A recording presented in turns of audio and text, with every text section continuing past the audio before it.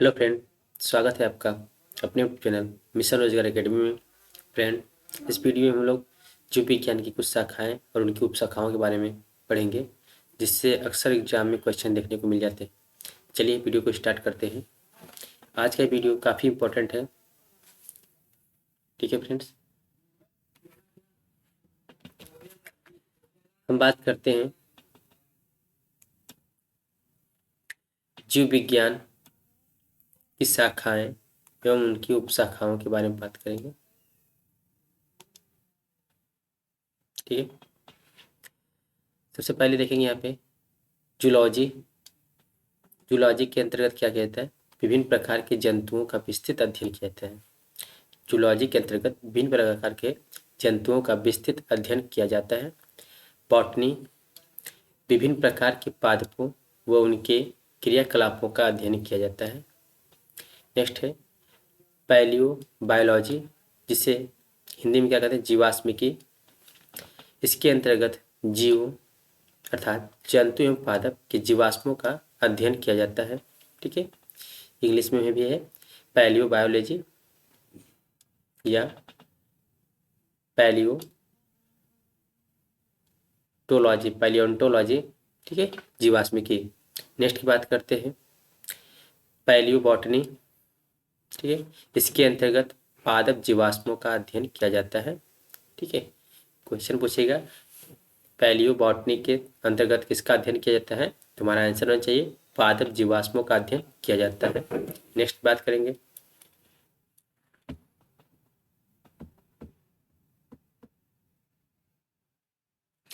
Ecology. Ecology के अंतर्गत किसका अध्ययन किया जाता है? तो सजीवों पर उनके चारों ओर के पर्यावरण के प्रभाव का अध्ययन किया जाता है। सजीवों पर उनके चारों ओर के पर्यावरण के प्रभाव का अध्ययन किया किसके अंतर्गत किया जाता है? इकोलॉजी के अंतर्गत। ठीक है, जेनेटिक्स। जेनेटिक्स के अंतर्गत जीवों के आनुवांशिक लक्षणों तथा इनकी वंशागति का अध्ययन किया जाता है। जेनेटिक्स के अंतर्गत क्या होता है?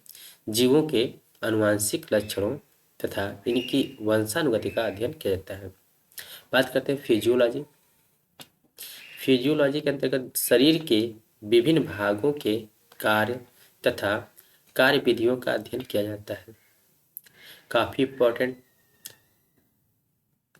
है फ्रेंड्स। ठीक है, ये नेक्स्ट देखते हैं पेडियोलॉजी। पेडियोलॉजी के अंतर्गत मृदा या मृदा निर्माण, मृदा के प्रकार इत्यादि का अध्ययन किया जाता है। ठीक है, पेडियो या फिर ऐसे पूछ सकता है मिट्टियों के अध्ययन को क्या कहा जाता है? तो आपका आंसर होना चाहिए पेडियोलॉजी।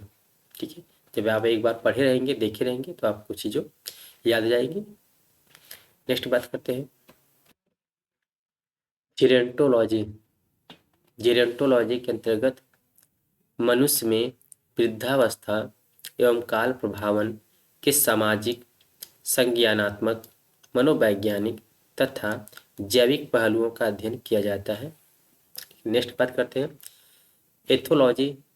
एथोलॉजी के अंतर्गत मानव सहित सभी जंतुओं के व्यवहार का अध्ययन किया जाता है। एंथोलॉजी के अंतर्गत मानव सहित सभी जंतुओं के व्यवहार का अध्ययन किया जाता है। बायोनिक्स। बायोनिक्स के अंतर्गत जैविक जगत के गुणों, सिद्धांतों के प्रयोग द्वारा आधुनिक उपकरणों व अभियांत्रिकी तंत्रों का निर्माण करना। ठीक है, इसके अंतर्गत आता है। बायोनिक्स के अंतर्गत क्या होता है? जैविक जगत के गुणों, सिद्धांतों के प्रयोग द्वारा आधुनिक उपकरणों व अभियांत्रिकी तंत्रों का निर्माण करना सिखाया जाता है। नेक्स्ट की बात करेंगे हम बायोनॉमिक्स। बायोनॉमिक्स के अंतर्गत जीवधारियों का उनके वातावरण के साथ संबंध का अध्ययन किया जाता है। ठीक है, जीवधारियों का उनके वातावरण के साथ संबंध का अध्ययन बायोनॉमिक्स के अंतर्गत किया जाता है। बात करते हैं मायोलॉजी। मायोलॉजी के अंतर्गत मनुष्य की पेशियों का अध्ययन किया जाता है। ठीक है, यदि ऐसे पूछा जाए, उल्टा पूछा जाए मनुष्य की पेशियों का अध्ययन किसके अंतर्गत किया जाता है? तो मायोलॉजी के अंतर्गत। ठीक है, नेक्स्ट देखते हैं मैमेलॉजी। स्तनधारी मैमोलॉजी के अंतर्गत क्या होता है? स्तनधारी जंतुओं का अध्ययन किया जाता है। ठीक है, स्तनधारी जंतुओं का अध्ययन किसके अंतर्गत किया जाता है? तो मैमोलॉजी के अंतर्गत। नेक्स्ट है बायोनॉमी। बायोनॉमी के अंतर्गत क्या होता है? जीवन के नियमों से संबंधित अध्ययन किया जाता है। जीवन के नियमों से संबंधित अध्ययन किया जाता है किसके अंतर्गत? तो बायोनॉमी के अंतर्गत। नेक्स्ट है बायोमेट्री। बायोमेट्री के अंतर्गत गणित एवं सांख्यिकी की तकनीकों द्वारा जीव विज्ञान का अध्ययन किया जाता है। बायोमेट्री के अंतर्गत गणित एवं सांख्यिकी की तकनीकों द्वारा जीव विज्ञान का अध्ययन किया जाता है। ठीक है, नेक्स्ट है फ्रेनोलॉजी। फ्रेनोलॉजी के अंतर्गत क्या होता है? मस्तिष्क के विभिन्न भागों की क्रियाशीलता तथा विक्षिप्तता का अध्ययन किया जाता है। मस्तिष्क के विभिन्न भागों की क्रियाशीलता तथा विक्षिप्तता का अध्ययन किया जाता है किसके अंतर्गत? तो फ्रेनोलॉजी। ठीक है, आपको ऐसे भी पूछ सकता है फ्रेनोलॉजी का संबंध किससे है? तो आपको आंसर होना चाहिए मस्तिष्क के विभिन्न भागों की क्रियाशीलता से। ठीक है, नेक्स्ट देखते हैं एंथोलॉजी। एंथोलॉजी के अंतर्गत किसका अध्ययन किया जाता है? फूलों का अध्ययन किया जाता है। एंथोलॉजी के अंतर्गत किसका अध्ययन होता है? फूलों का अध्ययन। या फिर ऐसे भी पूछ सकता है फूलों के अध्ययन को क्या कहते हैं? एंथोलॉजी। नेक्स्ट है एग्रोस्टोलॉजी। इसके अंतर्गत घास से संबंधित अध्ययन किया जाता है। एग्रो, ठीक है, ग्रॉस मतलब घास होता है, ऐसे याद कर सकते हैं। अगर ये हटा दिया जाए तो ग्रॉस, क्रॉस मतलब घास, तो घास से संबंधित अध्ययन किया जाता है एग्रोस्टोलॉजी। ठीक है, तो एग्रोस्टोलॉजी घास से संबंधित है। नेक्स्ट है पैलिनोलॉजी। इसके अंतर्गत विभिन्न प्रकार के पराग कणों का अध्ययन किया जाता है। पैलिनोलॉजी के अंतर्गत विभिन्न प्रकार के पराग कणों का अध्ययन किया जाता है। जैसा कि आपको पता होना चाहिए पराग कण क्या होते हैं।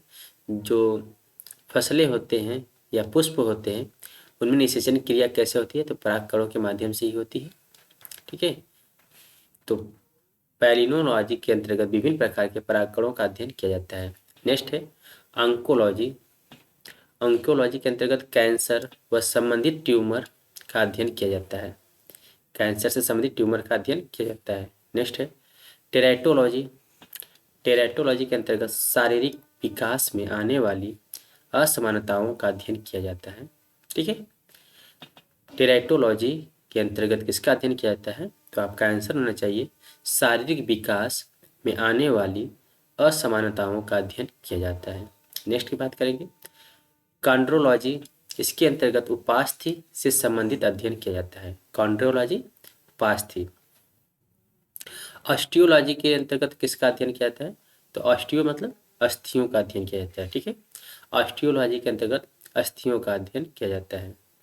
नेक्स्ट है सेरोलॉजी। सेरोलॉजी के अंतर्गत क्या होता है? रुधिर सीरम का वैज्ञानिक अध्ययन किया जाता है। ठीक है, आपको याद करने का तरीका बताते हैं। सेरोलॉजी मतलब सीरम बोला जाता है। ठीक है, रुधिर में क्या पाया जाता है? सीरम। ठीक है, सेरोलॉजी के अंतर्गत किसका अध्ययन किया जाता है? तो रुधिर सीरम का वैज्ञानिक अध्ययन किया जाता है। नेक्स्ट देखेंगे हिमेटोलॉजी। ठीक है, हिमेटोलॉजी के अंतर्गत रुधिर का अध्ययन किया जाता है। जैसे हीमोग्लोबिन किस में पाया जाता है? रुधिर में पाया जाता है, ब्लड में पाया जाता है। तो आप वहाँ से याद कर सकते हैं यहाँ हिमेटो। ठीक है, हिमेटोलॉजी के अंतर्गत किसका अध्ययन किया जाता है? तो रुधिर का अध्ययन, ब्लड का अध्ययन किया जाता है। नेक्स्ट है न्यूरोलॉजी। न्यूरोलॉजी के अंतर्गत तंत्रिका तंत्र से संबंधित अध्ययन किया जाता है। तंत्रिका तंत्र से संबंधित अध्ययन किसके अंतर्गत किया जाता है? तो न्यूरोलॉजी के अंतर्गत किया जाता है। नेक्स्ट है लिथोट्रिप्सी। लिथोट्रिप्सी के अंतर्गत किसका अध्ययन किया जाता है? तो एक चिकित्सकीय प्रक्रिया है। ठीक है, एक चिकित्सीय प्रक्रिया जिसमें किरणों की सहायता से गुर्दे, पित्ताशय, मूत्राशय की थैली में स्थित पथरी को तोड़कर मरीज का इलाज किया जाता है। तो लिथोट्रिप्सी के अंतर्गत क्या होता है? एक चिकित्सीय प्रक्रिया के अंतर्गत जिसमें किरणों की सहायता से गुर्दे, पित्ताशय, मूत्राशय की थैली में स्थित पथरी को तोड़कर मरीज का इलाज किया जाता है। नेक्स्ट देखते हैं, हम बात करते हैं पैथोलॉजी। ठीक है, आप सभी लोगों ने नाम सुना होगा पैथोलॉजी का। तो पैथोलॉजी का संबंध किससे है? तो रोगों की प्रकृति, लक्षणों व कारकों का अध्ययन। रोगों की प्रकृति, लक्षणों व कारकों का अध्ययन किसके अंतर्गत किया जाता है? तो पैथोलॉजी के अंतर्गत। नेक्स्ट है पैरासिटोलॉजी। पैरासिटोलॉजी के अंतर्गत क्या होता है? परजीवी जीवों का अध्ययन किया जाता है। परजीवी जीवों का अध्ययन। परजीवी मतलब जो दूसरे पर जीव आश्रित हो। परजीवी मतलब जो दूसरों पर आश्रित हो या निर्भर हो। आपने अमरबेल का नाम सुना होगा। अमरबेल क्या होता है? एक पेड़ के ऊपर दूसरा पौधा उगा रहता है। उसकी भोजन पोषण सभी क्रियाएं उस जो पहले वाला पेड़ होता है उसी से चलता रहता है। ठीक है, इसे परजीवी कहते हैं। तो पैरासिटोलॉजी के अंतर्गत क्या होता है? परजीवी जीवों का अध्ययन किया जाता है। नेक्स्ट है वायरोलॉजी। वायरोलॉजी के अंतर्गत वायरस मतलब क्या होता है? विषाणु। ठीक है, तो आप यहाँ से याद कर सकते हैं वायरस मतलब विषाणु, यानी कि वायरोलॉजी के अंतर्गत क्या होता है? विषाणुओं या वायरस का अध्ययन किया जाता है। वायरोलॉजी के अंतर्गत विषाणुओं या वायरस का अध्ययन किया जाता है। नेक्स्ट देखते हैं बैक्टीरियोलॉजी। ठीक है, बैक्टीरिया किसे कहते हैं? जीवाणु कहते हैं। तो आप यहाँ पे सेंस लगा सकते हैं। बैक्टीरियोलॉजी के अंतर्गत क्या होता है? जीवाणुओं का अध्ययन। ठीक है, वायरोलॉजी पूछेगा तो विषाणुओं का अध्ययन, बैक्टीरियोलॉजी कहेगा तो जीवाणुओं का अध्ययन। नेक्स्ट देखते हैं एंटमोलॉजी। एंटमोलॉजी के अंदर क्या होता है? कीटों का अध्ययन किया जाता है। ठीक है, एंटमोलॉजी के अंतर्गत कीटों का अध्ययन किया जाता है। नेक्स्ट बात करते हैं मिर्मेकोलॉजी। मिर्मेकोलॉजी के अंतर्गत क्या होता है? चींटियों का अध्ययन किया जाता है। एक दो बार वीडियो को देख लेंगे तो आपको ये चीज़ें कम से कम माइंड में क्लिक कर जाएगी अगर क्वेश्चन देखने के बाद, कि मिर्मेकोलॉजी के अंतर्गत क्या होता है? तो चींटियों का अध्ययन किया जाता है। ठीक है, नेक्स्ट की बात करते हैं। नेक्स्ट हमारा है मैलमेकोलॉजी। मैलिकोलॉजी के अंतर्गत क्या होता है? मोलस्का और इनके खोलों का अध्ययन होता है। ठीक है, मोलस्का संघ में जैसे क्या होता है? कछुआ हो गया, घोंघा का आपने नाम सुना होगा। तो जो उसके ऊपर आवरण होता है, ठीक है, वो कैल्शियम कार्बोनेट का होता है, काफ़ी मजबूत होता है। तो मैलिकोलॉजी के अंतर्गत क्या होता है? मोलस्का और इनके खोलों का अध्ययन किया जाता है। देखिए फ्रेंड्स, कोई भी रास्ता अपने आप में आसान नहीं होता है। अगर आप चाहते हैं कि आपको सभी चीज़ें आए तो आपको पढ़ना पड़ेगा, मेहनत करना पड़ेगा, ज़्यादा से ज़्यादा मेहनत करना पड़ेगा। क्योंकि इस प्रतियोगिता दौड़ दौड़ में आप देख रहे होंगे कि एक सीट के पीछे लाखों लोग आ रहे हैं। ठीक है, आप सोच के देखिए कि उसमें कितने लोग कितना मेहनत कर सकते हैं। सबको पढ़ना तो यही सब चीज़ें होती है। आप कहीं से भी पढ़ सकते हैं, चाहे यूट्यूब से पढ़ सकते हैं, बुक से पढ़ सकते हैं। इस समय क्या है कि पर्याप्त सोर्सेज जो है अवेलेबल है। बस आप उनका यूज करना सीखिए, जितना हो सकता है उतना मेहनत कीजिए, बाकी सब चीज़ें तो आप आसान कर लेंगे। ठीक है, तो आपका रिवीजन ही आपको क्या करेगा? सफलता दिलाएगा। जितनी बार आप रिवीजन कर लेंगे उतनी बार आपको सफलता श्योर हो जाएगा, निश्चित हो सकती है। ठीक है, चलिए नेक्स्ट बात करते हैं इक्थियोलॉजी। इक्थियोलॉजी के अंतर्गत क्या होता है? मत्स्य की संरचना, कार्यकी इत्यादि का अध्ययन किया जाता है। इक्थियोलॉजी के अंतर्गत मत्स्य की संरचना, कार्यकी इत्यादि का अध्ययन किया जाता है। नेक्स्ट बात करते हैं सर्पेटोलॉजी। सर्पेटो के सर्पेटोलॉजी के अंतर्गत क्या होता है? सर्पों का अध्ययन किया जाता है। अब बताइए इसमें क्या ट्रिक लगाया जाए? एक दो बार इसको पढ़ लेंगे, ठीक है, तो चीज़ें याद हो जाएंगी। अब हालांकि ये चीज़ें होती हैं, कोई चीज़ पढ़ा हुआ हमेशा तो रहता नहीं है, तो केवल आपको उसको एक मंथ में या सप्ताह में एक बार रिवीजन कर लेना, देख लेना चाहिए, जिससे कि आपको वह याद रहे। सबसे अच्छा तरीका फ्रेंड्स ये है आप लोग के लिए कि अगर आप कोई चीज़ आप कोई टॉपिक पढ़ लेते हैं, दूसरों को समझाने की कोशिश कीजिए। यदि आप वो टॉपिक दूसरों को समझा देते हैं ना, तो वो चीज़ समझ लीजिए कि आपको याद हो गया, जैसा कि मैं कर रहा हूँ। ठीक है, नेक्स्ट बात करता हूँ हर्पेटोलॉजी। हर्पेटोलॉजी के अंतर्गत क्या होता है? उभयचरों तथा सरीसृपों का अध्ययन किया जाता है। हर्पेटोलॉजी के अंतर्गत उभयचरों तथा सरीसृपों का अध्ययन किया जाता है। नेक्स्ट बात करते हैं ऑर्निथोलॉजी। ऑर्निथोलॉजी के अंतर्गत पक्षियों का अध्ययन किया जाता है। डर्मेटोलॉजी। डर्मेटोलॉजी के अंतर्गत त्वचा तथा इसके रोगों का अध्ययन किया जाता है। नेक्स्ट है ट्रोफोलॉजी, ट्रोफोलॉजी के अंदर क्या आता है, पोषण एवं पोषण विधियों का अध्ययन किया जाता है। ट्रोफोलॉजी के अंतर्गत क्या होता है, पोषण एवं पोषण विधियों का अध्ययन किया जाता है। नेक्स्ट की चर्चा करते हैं, टेटोलॉजी। टेटोलॉजी के अंतर्गत क्या आता है, उपार्जित लक्षणों का अध्ययन किया जाता है। ठीक है, टेटोलॉजी के अंतर्गत उपार्जित लक्षणों का अध्ययन किया जाता है। तो फ्रेंड्स, ये रहे कुछ इम्पोर्टेंट जीव विज्ञान की शाखाएं एवं उनकी उपशाखाएं। तो आशा करता हूँ ये वीडियो आपके लिए काफ़ी हेल्पफुल होगा। ठीक है, विश्वास मानिएगा, आप इन चीज़ों को पढ़ के जाएंगे तो अक्सर एक दो क्वेश्चन आपको देखने को मिल जाएंगे। ये सब आयोग की बुक से लिए गए हैं। ठीक है, जो घटना चक्र पुरावलोकन समान अध्ययन होता है उसमें से दिया गया है। सभी क्वेश्चन हमने जो पढ़ा है इसी से रिलेटेड आते हैं। तो आशा करता हूँ फ्रेंड्स ये वीडियो आपके लिए काफ़ी हेल्पफुल होगा। तो मिलते हैं अगली वीडियो के लिए, तब तक के लिए bye bye, thank you and have a nice day.